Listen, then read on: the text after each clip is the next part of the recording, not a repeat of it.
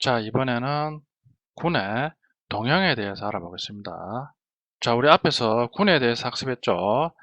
자, 우리가 군을 다루는데 군의 원소는 달라도 군의 구조가 본질적으로 같은 경우가 있습니다. 그러면 우리는 두 개의 군은 동형이다, 같다라고 합니다. 우리 현실에서도 언뜻 보기에는 사람과 박쥐, 그리고 고래는 언뜻 보기에 엄연히 다른 종이죠. 박쥐는 날아다니니까 언뜻 보기에 이제 박쥐는 조류고, 고래는 바다에서 물고기 모양으로 헤엄치고 다니니까 어류이지 않느냐 이런데, 실제 그 해부해보고 뼈의 구조나 내장의 구조 이런 게 동일하죠. 손가락도 5개고 발가락도 5개고. 그렇죠. 그러니까 본질적으로 그 생긴 겉모습은 다르더라도 사람, 박쥐, 고래는 포유를 하는 공통점이 있다 이거죠. 같은 특징을 가지는 종류다 이거죠. 똑같이 우리 군에서도 언뜻 보기에는 달라 보여도 결국 본질적으로 같은 성질을 가지고 있는 경우가 있습니다. 예를 들어 군의 위수라든가 이런 게 같다 이거죠. 그러면 우리는 수학에서는 그런 두 개의 군은 동일한 군이다, 동형이다, 이런 식으로 정의를 합니다.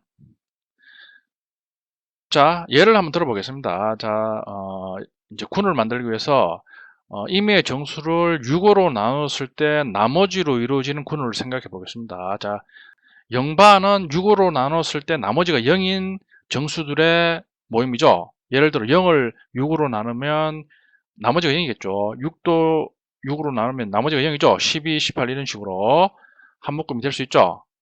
자, 1반은 나머지가 1이겠죠. 보면 1을 나눠도 나머지가 1이고 7을 나눠도 나머지가 1이죠. 자, 13, 19 이런 식으로 나눈다 이죠. 동일한 식으로 나머지가 2인 경우는 2바, 3바, 4바에서 6으로 나누니까 나머지가 제일 큰 경우는 5바겠죠.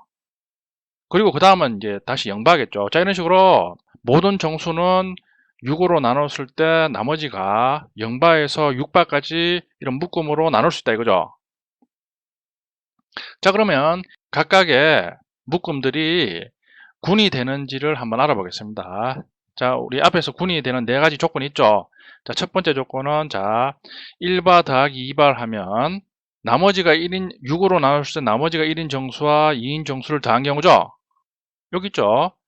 직접 해보면 1바 더하기 2바는, 예를 들어 1바의 수는 7이 있을게요. 7 더하기 2바는 8이 있을 수 있겠죠. 7 더하기 8 하면 15죠. 15를 15 나누기 6을 하면 나머지가 3이죠. 3바. 결국 요거는 3바가 된다 이거죠. 자, 나머지가 3인 정수가 되죠.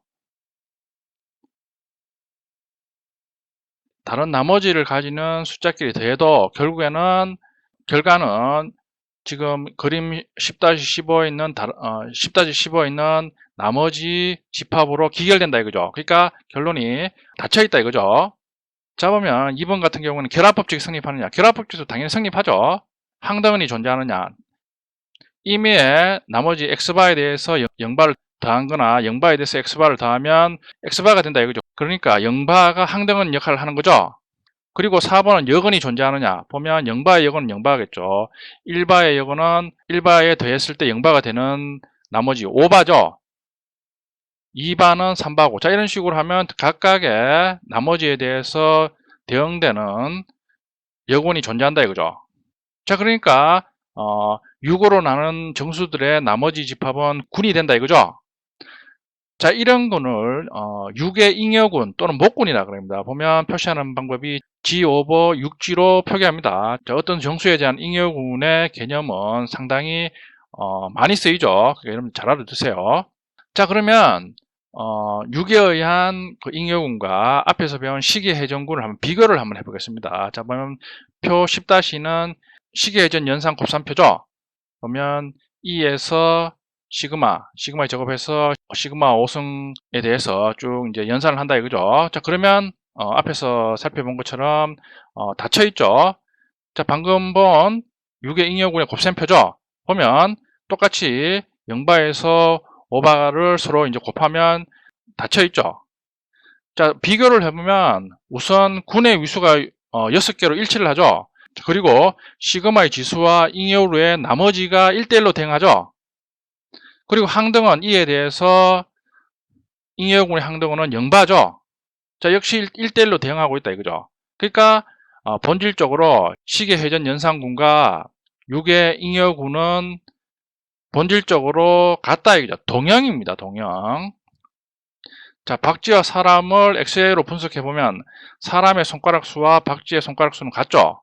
그리고 관절의 구조와 내장의 구조 이런 게 다 같죠. 그러니까 사람과 박쥐는 동일한 종류의 포유류죠. 똑같이 지금 보면 시계회전군과 6의 잉여군은 군의 원소만 다를 뿐 군의 구조는 일치한다 이거죠. 이런 두 군의 관계를 동형이라고 합니다. 동형의 관계는 대수학에서 상당히 중요한 개념입니다. 자, 여러분들 앤드루 와일즈가 증명한 페르마의 마지막 정리 아시죠? 그 페르마의 마지막 정리도 보면 물론 세부적으로는 내용이 다르겠습니다만 증명 원리가 타운 곡선을 만족하는 방정식의 군과 모듈라 폼, 보형이죠. 보형을 이루는 군의 대응 관계가 동형이라는 것을 보임으로써 페르마의 마지막 정리가 성립한다 라는 것을 증명하고 있습니다. 그러니까 내용은 이제 더 깊은데 동형의 개념은 상당히 중요한 개념입니다. 자, 다음은 이제 부분군에 대해서 알아보겠습니다. 자, 부분군 앞에서도 우리 어느 정도 언급했죠. 보면 군지에서 원수의 일부 또는 모두를 이용해서 만든 집합 H가 군의 정의를 만족시킬 때 H는 G의 부분군이라고 하죠. 시계 부분군 C6를 예로 들면 자 C6가 있죠. E에서 시그마의 5선까지. 자, 우선 부분군이 되는 경우가 이제 항등은 단독으로 이루어진 군. 이건 항상 이제 자명한 부분군이죠. 그리고 자기 자신. 요거는 요 두 개는 자명한 부분군이죠. 자, 그리고 보면 다른 부분군이 E와 시그마의 3성으로 이루어진 원소로 된 이제 집합이 군이 된다 이거죠. 보면 곱셈표를 보면 자 곱하면 동일하게 E와 시그마의 3성으로 이루어졌죠. 닫혀 있죠. 그리고 E가 지금 항등원 역할을 하죠. 자, 그리고 이제 다른 부분군이 자 이런 식으로 E 시그마의 제곱 시그마의 4성으로 이루어진 집합이 곱셈표를 보면 이제 군이 된다 이거죠. 자, C6의 부분군의 개수는 4개가 됩니다. 자, 그리고 C6가 이제 순환군이죠.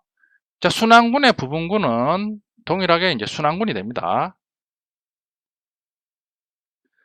자, 다음은 이제 우리 앞에서 살펴본 그 3차 대칭군이죠. S3. 자, 보면 대칭군의 치안이죠. 치안을 보면 자, 앞에서 다 했죠. 지금 보면 치안 방법이 알파를 1이고 베타를 2고 감마를 3이라고 할 때 이제 첫 번째 요 치안은 이제 고정이죠. 그러니까 1이 1로 가고 2가 2로 가고 3이 3으로 가는 거죠. 그러니까 치안교를 1로 나타내죠. 항등원이다 이거죠. 두 번째는 알파가 베타라고 하고 베타가 감마라고 감마가 알파로 가는 거죠. 그러니까 1이 2로 가고 2가 3이고 3이 1이죠. 그러니까 요거는 한 줄로 쓰면 1, 2, 3이죠. 1이 2가 되고 2가 3이 되고 3이 1이 되는 거죠. 요걸 시그마로 나타냈죠. 자, 이번에는 알파가 감마라고 하고 베타가 알파로 가고 감마가 베타로 가는 거죠. 그러니까 뭐 1이 3으로 가는 거죠. 그리고 2가 1로 가고 3이 2가 되는 거. 요거는 한 줄로 쓰면 1, 3이죠. 시그마의 제곱이죠. 시그마의 제곱이라는 얘기는 요 1, 2, 3을 한 번 더 이제 연산을 하면 시그마의 제곱이 된다 이죠. 그게 1, 3이다 이거죠.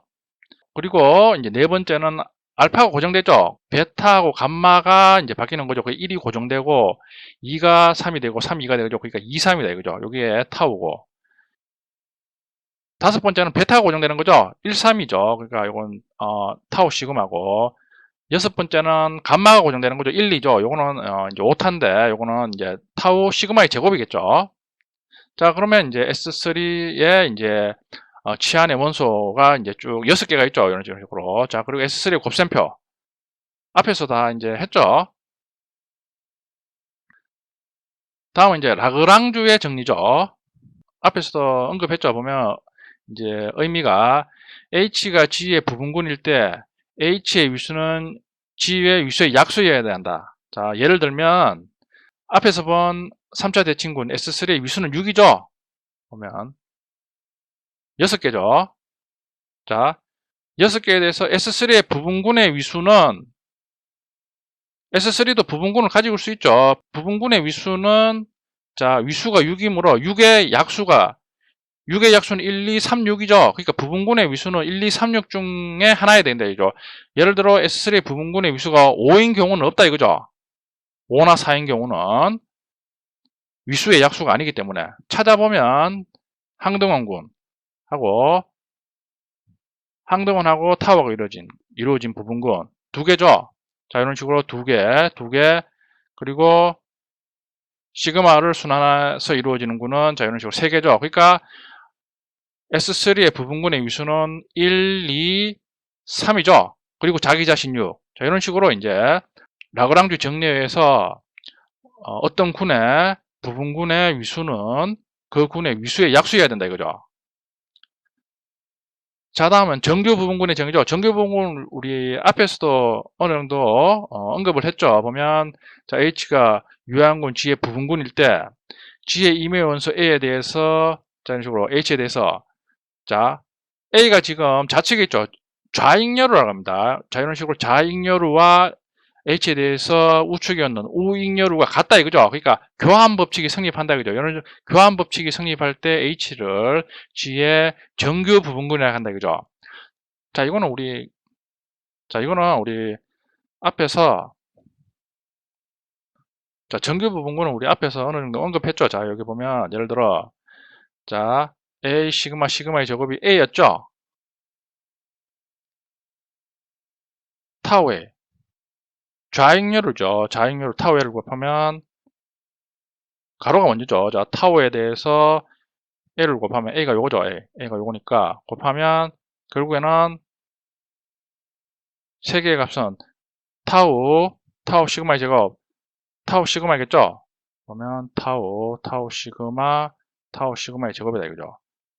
반대로 A 타우는 A가 요거죠. A가 요거고 타우가 요거니까 요거겠죠.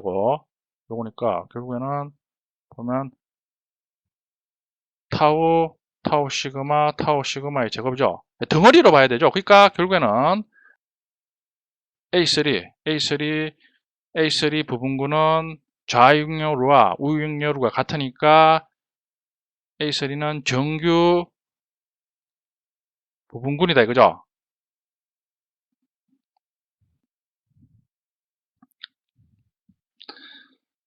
자, 다음은 잉여군의 정의죠. 잉여군도 우리가 앞에서 어느 정도 다뤘죠. 보면 정의가 H가 G의 정규 부분군일 때 G의 H에 의한 잉여류는 군이 되는 거죠. 이 군은 G의 H에 의한 잉여군을 하고 G 오버 H로 쓰는 거죠. 자, 잉여군도 우리가 앞에서 했죠. 자, 곱셈표를 보면 자, 잉여군도 우리 앞에서 했죠. 보면 자, 이 시그마의 제곱을 우리가 앞에서 A3라고 했죠. 타우 시그마의 제곱을 B3라고 그랬죠. 똑같이 세로도 A3 B3라면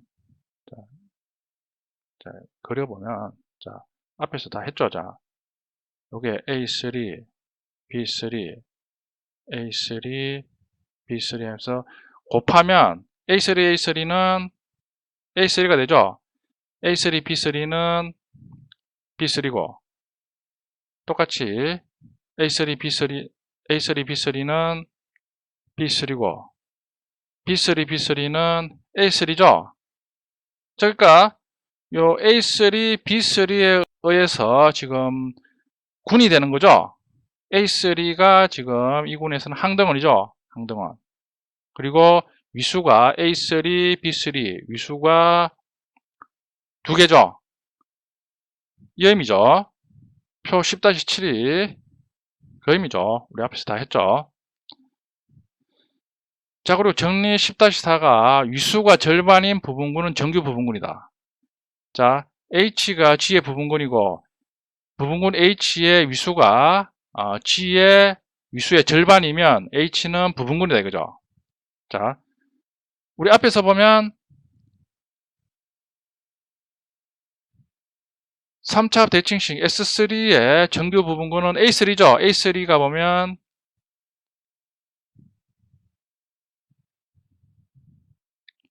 이 시그마의 제곱이죠. S3 위수가 6이죠. 근데 A3의 위수는 3이죠. 그러니까 S3의 반이죠. 그러니까 위수가 부모군의 반이면 자동으로 정규 부분군이 된다 이거죠. 자, 그리고 S4도 보면 자, 앞에서 우리 학습했죠. S4의 잉여군의 구조죠. 보면 VA3가 정규 부분군이었죠. 지금 A3의 위수가 3이고 V가 4니까 4 곱하기 3하면 10이죠. 그러니까 S4가 24개니까 나누기 2를 하면 12가 되죠. 그러니까 VA3도 S4의 정규 부분군이 된다 이죠.